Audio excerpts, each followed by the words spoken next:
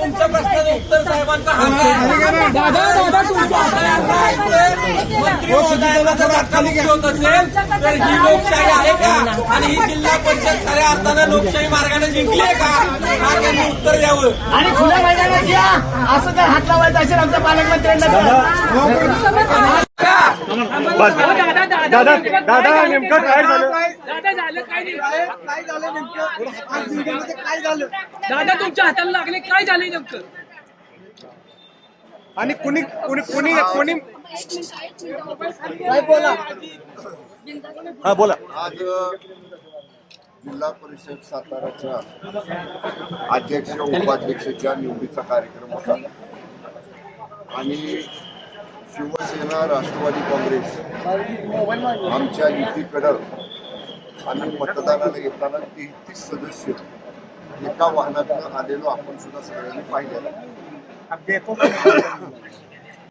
जे बापूसाहेब शिंदे इथं माझ्याबरोबर उभे आहेत त्यांचं आमच्यातल्याच 2 सदस्यांनी अपहरण केलं अशी खोटी तक्रार पहाटे दाखल केली. आता ज्यांच्या विरुद्ध तक्रार दाखल केली त्यांनी पोलीस स्टेशनला त्यांचा अर्ज दिला.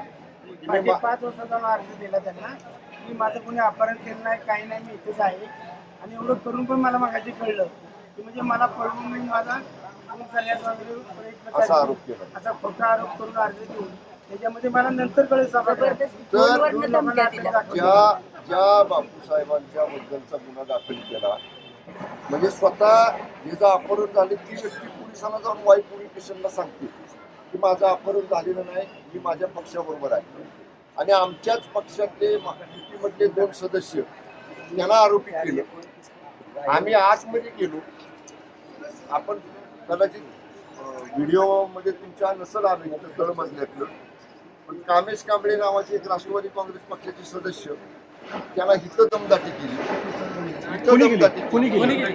इथल्या मंत्री महोदयांनी शिवेंद्रसिंह राजे भोसलेंनी स्वतः त्याला मी घेऊन आज जात असताना त्याला ओढलं. आता ज्या सदस्यांचा संबंध नाही, अमोल मोहिते नगराध्यक्ष त्यांचा काय या निवडीशी संबंध, ते कसे आत आले?